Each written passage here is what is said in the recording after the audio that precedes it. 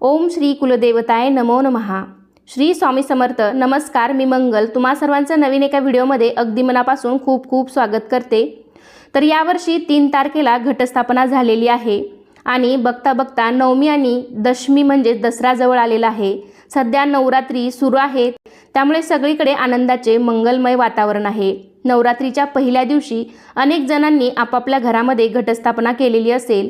जशी घटस्थापना आपण अगदी योग्य पद्धतीने आणि विधिवत करतो, अगदी त्याचप्रमाणे घट योग्य पद्धतीने उठवणे आणि त्याचे विसर्जन करणे ही तेवढेच महत्त्वाचे आहे। तर आजच्या व्हिडिओमध्ये मी तुम्हाला घट कधी व कसे उठवावे, त्याचबरोबर घट कोणी उठवावे, घट उठवताना काय म्हणावे, घटाचे विसर्जन कधी करायचं, घट उठवण्याचा शुभ मुहूर्त कोणता असणार आहे, त्याचबरोबर या 9 दिवसांमध्ये पूजेतील वापरलेल्या सर्व साहित्यांचं, घटावरील नारळाचं काय करावं, तर अशी घट उठवण्याबद्दलची, विसर्जनाबद्दलची संपूर्ण माहिती मी तुम्हाला आजच्या व्हिडिओमध्ये देणार आहे। त्यासाठी व्हिडिओ शेवटपर्यंत नक्की पहा। चॅनलवरती नवीन असाल तर चॅनलला नक्की सबस्क्राइब करा। लगेचच आजच्या व्हिडिओला सुरुवात करूयात। तर नवरात्रीच्या 9 दिवसात आपण वेगवेगळ्या प्रकारे देवीची सेवा करत असतो। तर सर्वांनीच आपापल्या घरी घट बसवले असतील। घट बसवल्यावर 9 दिवसांनी घटाचं उत्थापन केलं जातं, घटाचं विसर्जन केलं जातं, घट उठवले जातात। तर यावर्षी खंडे महानवमी आणि दसरा एकाच दिवशी असल्यामुळे अनेक जणांना प्रश्न पडलेला आहे की घट कधी उठवायचे। तर यावर्षी शनिवार दिनांक 12 ऑक्टोबर 2024 रोजी खंडे महानवमी, त्याचबरोबर विजयादशमी म्हणजेच दसरा देखील असणार आहे। तर घटाचे विसर्जन कधी करावे, तर आपल्या परंपरेनुसार जी पद्धत असेल त्याच दिवशी घटाचं विसर्जन करावं। तर काही ठिकाणी नवमीला घट उठवले जातात, तर काही ठिकाणी दसऱ्याच्या दिवशी घट उठवले जातात। तर आमच्याकडे सुद्धा दसऱ्याच्या दिवशीच घट उठवले जातात। पण तुमच्याकडे जर पूर्वीपासूनच नवमीला घट उठवत असतील तर तुम्ही त्याच दिवशी घट उठवायचे आहेत, नवमीच्याच दिवशी घट उठवायचे आहेत। आणि जर तुम्ही पहिल्यांदाच घटस्थापना केलेली असेल किंवा काही जणांना आपल्याकडे घट कधी उठवायचे याबद्दल काहीशी माहिती नसेल, तर मग त्यांनी मात्र दसऱ्याच्या दिवशीच घट उठवायचे आहेत।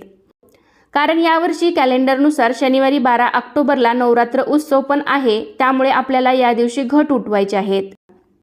तर घट उठवण्याचा शुभ मुहूर्त सांगायचा झाला तर यावर्षी नवमी आणि दसरा एकाच दिवशी आहे, पण या दिवशी दशमी तिथी 12 तारखेला सकाळी 10:58 सुरू होते आणि 13 तारखेला ही दशमी तिथी सकाळी 9:08 संपते। त्यामुळे जे लोक दसऱ्याला घट उठवणार आहेत त्यांनी सकाळी 10:58 नंतर म्हणजेच सकाळी 11 नंतर घट उठवायचे आहेत। अजून एकदा सांगते, जे लोक दसऱ्याला घट उठवणार आहेत तर त्यांनी शनिवारी 12 तारखेला सकाळी 11 नंतर घट उठवायचे आहेत। तर त्याच दिवशी दुपारी अजून एक सगळ्यात चांगला मुहूर्त आहे, विजय मुहूर्त। तो दुपारी 2:22 पासून ते दुपारी 3:09 पर्यंत असणार आहे। हा अतिशय चांगला मुहूर्त आहे। तर या वेळेत सुद्धा तुम्ही घट उठवू शकता किंवा मग सकाळी 11 नंतर कधी पण तुम्ही घट उठवू शकता। कारण दसरा हा 3.5 मुहूर्तापैकी एक शुभ मुहूर्त आहे, त्यामुळे हा दिवस अतिशय चांगला आणि शुभ असतो। तर तुम्ही या दिवशी 11 नंतर कधीही घट उठवू शकता। आणि त्यानंतर जे लोक नवमीला घट उठवणार आहेत तर त्यांनी 12 तारखेला पहाटेपासून सकाळी 11 वाजेपर्यंतच, म्हणजे जे नवमीला घट उठवणार आहेत, तर मी लक्षपूर्वक ऐका, जे नवमीला घट उठवणार आहेत तर त्यांनी 12 तारखेला सकाळी पहाटेपासूनच ते 11 वाजेपर्यंतच घट हे उठवू शकता। शनिवारी 12 तारखेला पहाटेपासून 11 वाजेपर्यंतच नवमी तिथी असणार आहे आणि त्यापुढे दशमी तिथी चालू होणार आहे।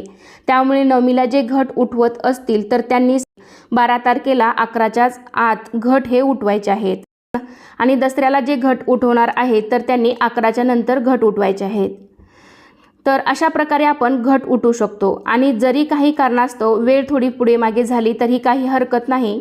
दसरा हा 3.5 मुहूर्तापैकी एक अतिशय चांगला मुहूर्त मानला जातो, त्यामुळे हा सर्वात शुभ दिवस आहे। तर या वेळामध्ये तुम्ही घट उठवू शकता।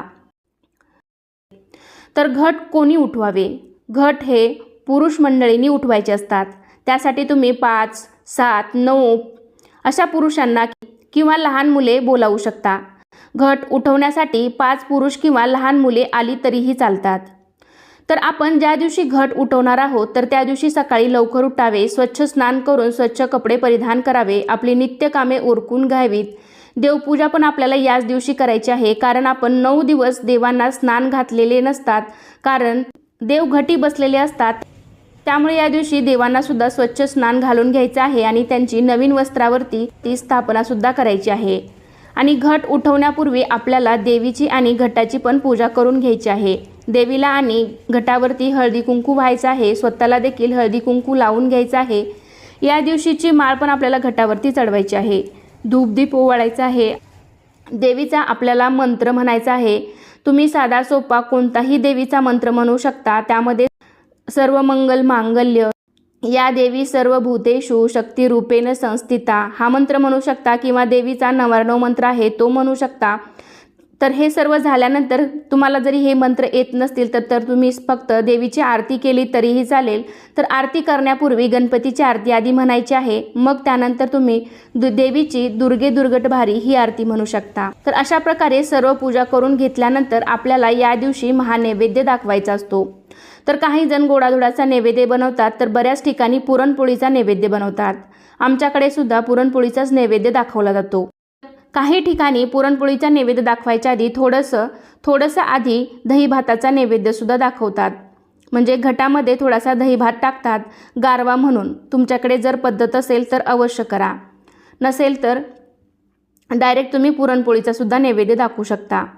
आणि त्यानंतर मग तुम्ही गोडाधोडाचा काय नैवेद्य बनवला आहे, तुमच्याकडे पुरणपोळीचा नैवेद्य बनवला असेल तर तो दाखवायचा आहे.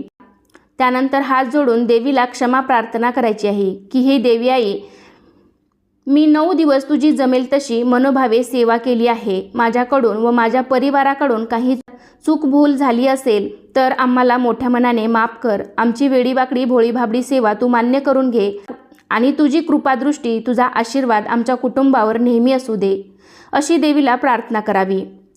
त्यानंतर तुम्ही घट उठवण्यासाठी बाहेरचे जे कोणी पुरुष मंडळी किंवा जी मुले बोलवली असतील तर त्यांना कुंकवाने नाम ओढावा किंवा गुलाल लावावा. त्यानंतर घट हलवायच्या वेळी तळी भरली जाते.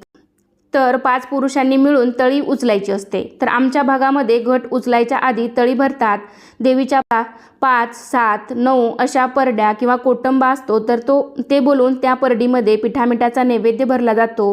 तसेच जे वांग्याचं भरीत आहे, भाकरी आहे, त्याचा सुद्धा नैवेद्य त्यामध्ये भरला जातो.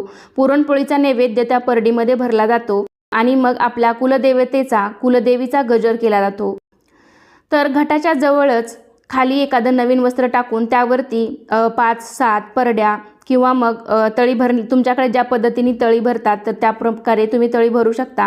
तर अशा प्रकारे कुलदेवीचा आणि कुलदेवाचे नाव घेत जयघोष करत तळी उचलायची आहे. आणि मग घट उठवतेवेळी आई राजा उदे उदे सदानंदीचा उदे उदे असं म्हणत आपल्याला 5 बोटांनी घट उठवायचे असतात.